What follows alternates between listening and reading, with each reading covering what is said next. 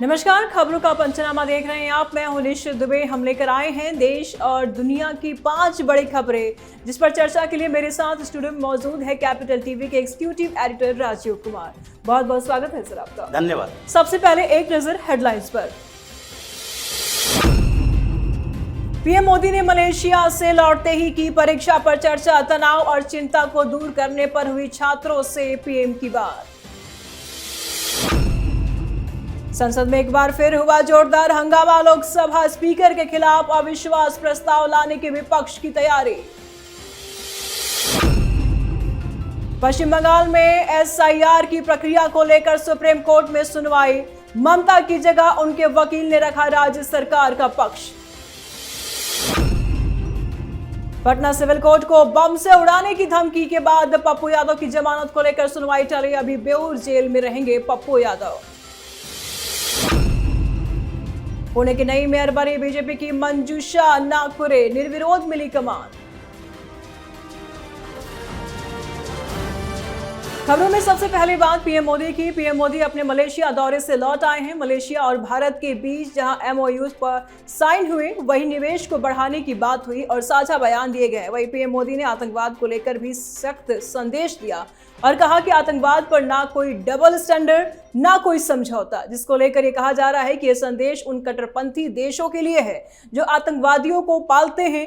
दूसरी तरफ पीएम मोदी ने आते ही परीक्षा पर चर्चा की। पीएम मोदी ने इस दौरान तनाव और चिंता से कैसे छात्र दूर रह पाए, इस पर बातचीत की। कैसे देखते हैं सर आप इसको? देखिए, प्रधानमंत्री मोदी कूटनीतिक व्यक्ति भी हैं। विदेशों में जाकर वो भारत के प्रधानमंत्री के तौर पर देश की आवाज और देश की ताकत का एहसास हर उन देशों को दिलाते हैं जो कि वहां पर इनका इंतजार कर रहा होता है। मलेशिया में जो जाकिर नायक को पालने वाला देश है, जिसको लगता है कि भारत के साथ बेहतर संबंध भी रहे और भारत में कोई उसके खिलाफ आवाज भी ना उठे, और दूसरी तरफ हमारा ये पड़ोसी आतंकवादी देश पाकिस्तान का परोक्ष तरीके से सपोर्ट भी करता रहे। इसलिए प्रधानमंत्री मोदी ने ठीक से समझाया इब्राहिम को कि देखो, ये डबल स्टैंडर्ड नहीं चलेगा, दोहरी नीति नहीं चलेगी।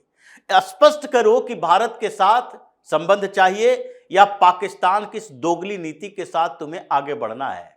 पिछली बार जब इसी को भारत की तरफ से धमकियां दी गई थी, वहां से भी पाम ऑयल की जो इंपोर्ट थे भारत में कम किए गए थे, तो मलेशिया की स्थिति कमजोर होने लगी थी। ये फिर उसी के बाद ये बैकफुट पर आया है। पहले तो मलेशिया और भारत के बीच बहुत बेहतर संबंध हुआ करते थे, लेकिन जैसे ही ये कट्टरपंथी इस्लामिक संगठनों का प्रभाव बढ़ा, इन लोगों ने भी यू टर्न लेना शुरू किया, जिसका जवाब प्रधानमंत्री मोदी समय समय पर देते रहे हैं। लेकिन भारत लौटने के बाद भी एक तरफ जहां कई नेता ऐसे होते हैं विदेश दौरा से आए और उसके बाद कुछ समय तक रेस्ट मोड में चले जाते हैं कि नहीं, थकान हो गई है।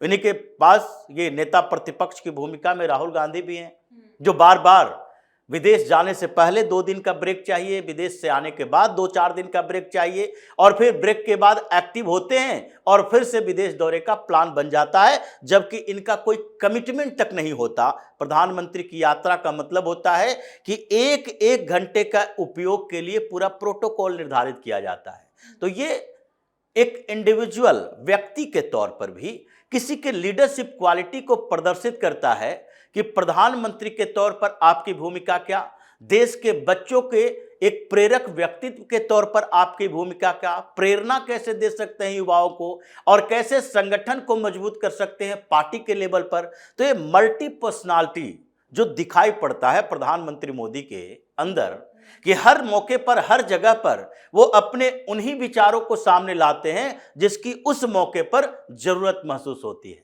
जी, तो अब बात संसद की करते हैं, क्योंकि एक बार फिर से संसद में भारी हंगामा देखने को मिला। हालांकि सदन चलने से पहले विपक्षी दलों की एक बैठक हुई, जिसमें लोकसभा स्पीकर के खिलाफ अविश्वास प्रस्ताव लाने को लेकर बात हुई, क्योंकि राहुल गांधी से लेकर अखिलेश यादव तक बार बार यही कह रहे हैं कि उन्हें बोलने नहीं दिया जा रहा है। प्रश्नकाल के दौरान भी विपक्ष हंगामा करता रहा, जिस पर लोकसभा स्पीकर ने कहा प्रश्नकाल के दौरान हंगामा नहीं, प्रश्न पूछे जाने चाहिए। कांग्रेस सांसद केसी वेणुगोपाल ने कहा कि विपक्ष के नेता को सदन में बोलने नहीं दिया जा रहा है। सरकार कुछ भी कह सकती है और किसी पर भी हमला कर सकती है। स्पीकर खुद कांग्रेस की महिला सांसदों पर आरोप लगा रहे हैं, लेकिन इस सदन में विपक्ष के लिए कोई जगह नहीं है। आज फिर से विपक्ष हमलावर थी सदन में। सर देखिए, इन लोगों के काम हो गया है गतिरोध पैदा करना, यानी काम को आगे बढ़ा के पॉजिटिव तरीके से देश के विकास पर चर्चा करके सरकार के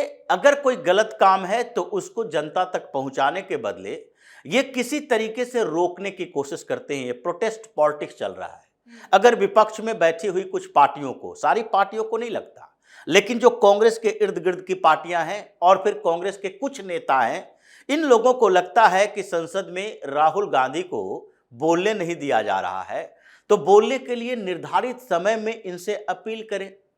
इन्होंने बजट पर चर्चा नहीं होने दी, अभिभाषण राष्ट्रपति का और उसके बाद अभिभाषण पर परिचर्चा होनी थी, जिसमें राहुल गांधी को जब बोलने का मौका मिला तो अभिभाषण पर परिचर्चा के अलावा जितनी भी बातें हो सकती थी वो बोलने की कोशिश की, मुद्दे पर आए नहीं और फिर एक कंट्रोवर्शियल किताब लेकर आ गए, जिसके बारे में अभी भी सरकार ने अनुमति ही नहीं दी है किताब छापने की, क्योंकि इससे प्रधानमंत्री मोदी की क्षमता की बात नहीं है। देश के कुछ सीक्रेट्स अगर बाहर निकलते हैं, अगर भारत और चीन के बीच तनाव फिर से बढ़ता है जो महीनों की कवायद के बाद पटरी पर आया है, तो फिर उस जनरल नरावणे की किताब को पब्लिशिंग के लिए अनुमति क्यों दी जाएगी? और फिर उसी बात को लेकर आप संसद के अंदर हंगामा करोगे तो फिर ये फॉरेन पॉलिसी में आपकी भूमिका पर सवाल उठेंगे। सरकार ने रोका है इसीलिए कुछ चीजों पर, क्योंकि ये देश का सवाल है, पार्टी का सवाल नहीं है। भारतीय जनता पार्टी पर आपने जितने आरोप लगाए, प्रधानमंत्री मोदी पर व्यक्तिगत जितनी भी टिप्पणियां की, यहां तक कि आपने मोदी की कब्र खोदने की बात की, मोदी को खूनी, हत्यारा, काला नाग, हर शब्दों का उपयोग किया, दुरुपयोग कहते हैं इसको, लेकिन फिर भी भारतीय जनता पार्टी ने उन बातों के लिए आपके ऊपर इस तरह की प्रतिक्रियाएं नहीं की। यहां सवाल देश का था तो उसे रोका गया। अब ये लोग संसद में हंगामा करने की कोशिश करते हैं इसलिए क्योंकि इनको लगता है कि जब अगर भारतीय जनता पार्टी के नेताओं को जवाब देने का मौका मिलेगा या फिर प्रधानमंत्री मोदी या अमित शाह सामने आएंगे तो उसी तरह की स्थिति होगी जैसे इलेक्शन रिफॉर्म पर चर्चा के दौरान कांग्रेस धाराशायी हो गई थी और आगे भी कई मुद्दों पर कांग्रेस के पास जवाब देने के लिए शब्द नहीं बचेंगे। जी चलिए, अब बात पश्चिम बंगाल की। देश की कई राज्यों में चल रहे एसआईआर के खिलाफ सुप्रीम कोर्ट में वकील बनकर पहुंची ममता बनर्जी को करारा झटका लगा है। चीफ जस्टिस सूर्यकांत की बेंच ने साफ कर दिया है कि एसआईआर की प्रक्रिया पर किसी तरह की रोक लगाने की मंजूरी नहीं दी जा सकती। इसमें कोई बाधा भी पैदा करने की परमिशन अदालत नहीं देगी। चीफ जस्टिस ने कहा कि सभी राज्यों को इस बात को समझ लेना चाहिए। उन्होंने कहा कि इस संबंध में जो कुछ भी होगा सुप्रीम कोर्ट की ओर से दी जाएगी। आज ममता खुद तो नहीं पहुंची, लेकिन उनके वकील ने राज्य सरकार का पक्ष रखा। फिर से ममता को झटका सर कोर्ट की तरफ से। देखिए, ममता बनर्जी वकील नहीं है, वकील के तौर पर नहीं जा सकती हैं। ये जाकर चीफ जस्टिस हो या फिर उनके साथ जो बेंच में बैठे दो जज हैं, इन लोगों को प्रभावित करने की कोशिश नहीं कर सकती है। वो पिछली बार बंगाल का प्रतिनिधित्व करने के लिए नहीं आए थे, बल्कि दिल्ली में हंगामा खड़ा करने के लिए आए थे कि देखो एक सिटिंग सीएम है जो दलील दे रही है अपने राज्य में फैल रहे अव्यवस्थाओं के खिलाफ और एसआईआर की प्रक्रिया के संवैधानिकता पर सवाल उठाने को लेकर इन लोगों ने जितनी याचिकाएं दायर की है उस पर तो बिहार के एसआईआर के समय ही सुप्रीम कोर्ट का फैसला आ गया था।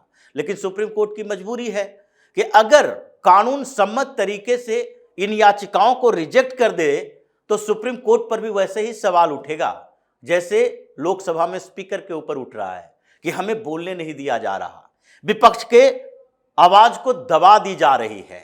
तो यहां भी कहने लगेंगे कि सुप्रीम कोर्ट में भी सेटिंग हो गया है सरकार के साथ, हमारी याचिका रिजेक्ट कर दी जाती है।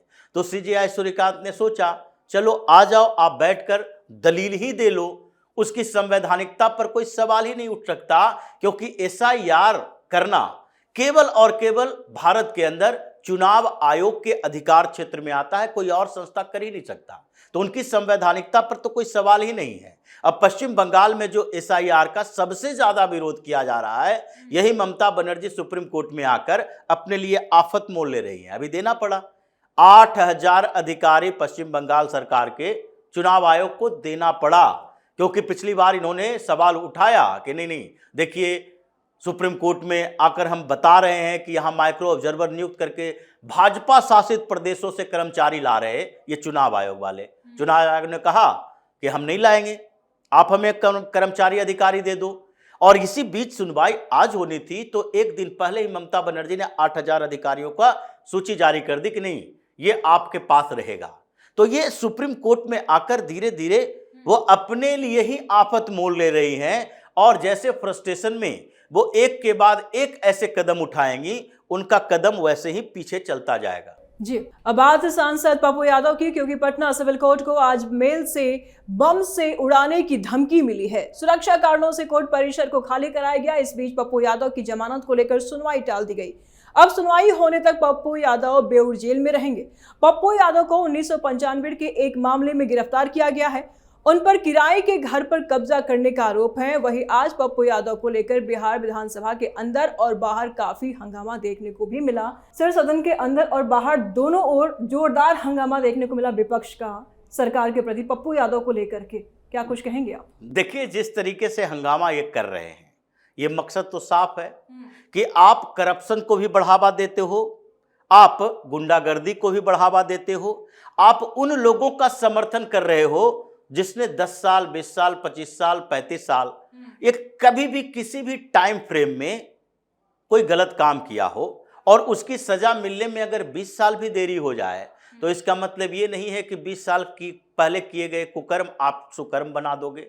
ये पप्पू यादव, जिसके बारे में पता है, पूरे बिहार में हर व्यक्ति को पता है इस बारे में कि पप्पू यादव पहले कौन सा काम किया करते थे और कैसे गैंगवार चला करता था। एक तरफ पप्पू यादव, दूसरे तरफ आनंद मोहन, दोनों के लोगों के बीच आज यहाँ गोलीबारी हो गई, कल शिवहर में गोलीबारी हो गई, लेकिन फिर भी वो धीरे धीरे राजनीति की तरफ आए। लालू यादव की पार्टी ज्वाइन की, फिर बाद में लालू यादव से अलग हुए, अपनी पार्टी बनाई, अब कांग्रेस के सपोर्ट में है। ये पॉलिटिकल जर्नी जो इनकी हुई है, उसको लेकर कांग्रेस भी कंफ्यूज, राजद भी कंफ्यूज, दूसरी पार्टियां भी कंफ्यूज है। लेकिन फिर भी अभी सवाल क्या है, अभी इन लोगों को डर लग रहा है कि पप्पू यादव आज पकड़ा गया इतने पुराने मामले में, 31 साल पहले का मामला था। ऐसा ना हो कि 31 साल पहले की सारी कुंडलियां खुलनी शुरू हो जाए, तो उस समय राजद के कई ऐसे नेता हैं जो अभी भी हैं पटल पर, वो सारे के सारे उस समय के गुंडागर्दी में फंसे हुए थे, उसके खिलाफ अब वही चार्जेज लगेंगे। जैसे पप्पू यादव गिरफ्तार हुआ, वो भी गिरफ्तार होंगे। साधु यादव की नंबर आ सकता है, सुभाष यादव का नंबर आ सकता है। पटना में कैसे शोरूम पर कब्जा किया, गाड़ियां लूटी, लोगों को लूटा, मकानों पर कब्जा किया, रियल एस्टेट कारोबार पर कब्जा किया, भू माफिया बना हुआ है। ये डर इन लोगों को यही है, इसीलिए पप्पू यादव के सपोर्ट में आने के पीछे का मकसद इनको खुद को बचाना है। पप्पू यादव तो जेल में भी रहेगा, कोई पूछने वाला नहीं है। राजद भी नफरत करती है, यही तेजस्वी यादव, पप्पू यादव जब मंच पर चढ़ रहे थे धक्का देकर बाहर कर दिया, नहीं तुम्हारे साथ मंच शेयर नहीं करेंगे। राजद उससे नफरत करती है क्योंकि वो जानते हैं कि यादव का एक दूसरा नेता पैदा हो जाएगा तो हमारे लिए खतरा उत्पन्न हो जाएगा। तो इसी तरह कांग्रेस को लेना देना नहीं है, उसको पता है कि पप्पू यादव अलग रास्ते पर चलने वाला है। कांग्रेस में रहते हुए भी कांग्रेस के खिलाफ रहा, निर्दलीय सांसद बना। तो ये सारी पार्टियां पप्पू यादव से नफरत करने वाली है। सबको खुद के नेताओं को बचाना है, सपोर्ट में तो आएगा ही। चाहे किसी भी स्टेट में अगर देखिए करप्शन के खिलाफ कार्रवाई होती है तो पॉलिटिकल वेंडेट्टा बोला जाता है। ये राजनीतिक बदले की भावना एक ऐसा शब्द बना दिया इन लोगों ने, जिसका मतलब है कि कितनी भी कोई गलती कर ले, अगर कोई राजनीतिक पार्टी से जुड़ा हुआ हो तो उसके खिलाफ कार्रवाई से रोकने का एक तरीका बन गया है। लेकिन ये तरीके अब भारतीय जनता पार्टी या उसकी सहयोगी पार्टियों की सरकारों पर दबाव नहीं बना रही। यही वजह है कि ऐसे लोगों को जेल के अंदर रखा जा रहा है। तो खबरों के आखिर में बात महाराष्ट्र की बीजेपी की कॉर्पोरेटर मंजूषा नागपुरे पुणे की मेयर बनी है। उन्हें निर्विरोध चुना गया है। पार्टी ने पिछले हफ्ते मंजूषा को इस पद के लिए अपना उम्मीदवार बनाया था। वही इससे पहले मुंबई महानगर पालिका के मेयर पद का उम्मीदवार रितु तावड़े को बनाया गया। दूसरी तरफ डिप्टी मेयर पद पर एकनाथ शिंदे गुट का उम्मीदवार संजय घाड़ी को बनाया गया है। इन दोनों के नाम इनके अनुभव को देखते हुए फाइनल किए गए हैं। कैसे देखते हैं सर आप इसको?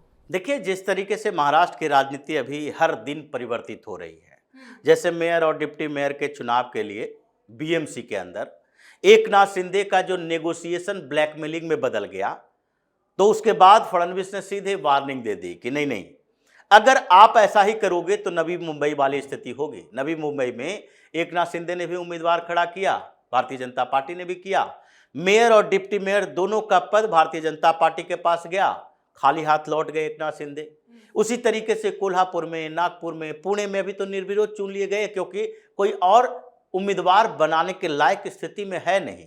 तो ऐसी स्थितियों में अभी हर पल महाराष्ट्र की राजनीति बदल रही है। एकनाथ शिंदे ने सरेंडर किया कि नहीं, डिप्टी मेयर चाहिए, डिप्टी मेयर का उम्मीदवार बन गया। अब उद्धव ठाकरे के सरेंडर की बारी है। उद्धव ठाकरे के घर पे मातोश्री में मीटिंग हुई, उसमें कहा गया कि हम उम्मीदवार नहीं उतारेंगे। उम्मीदवार उतारने का मतलब है फजीहत करवाना। तो इसलिए उद्धव ठाकरे का सरेंडर उस समय आया जब फडणवीस और एकनाथ शिंदे के बीच एक डील फाइनल हो गई। और अब दूसरी तरफ एनसीपी के दोनों धड़ा यानी पार्थ पवार और रोहित पवार दोनों की मीटिंग हुई है। दोनों गए हैं, शरद पवार से मुलाकात हुई, सुप्रिया सुले से मुलाकात हुई, और उसके बाद अब बातचीत चल रही है कि दोनों पार्टियां मर्ज करेगी और उसके लिए सुनेत्रा पवार जाएंगे दिल्ली जाकर वो बातचीत करेंगी प्रधानमंत्री मोदी अमित शाह से कि आगे की रणनीति क्या होनी चाहिए एनसीपी की। इसलिए महाराष्ट्र की राजनीति में अभी कई टर्न आने बाकी है।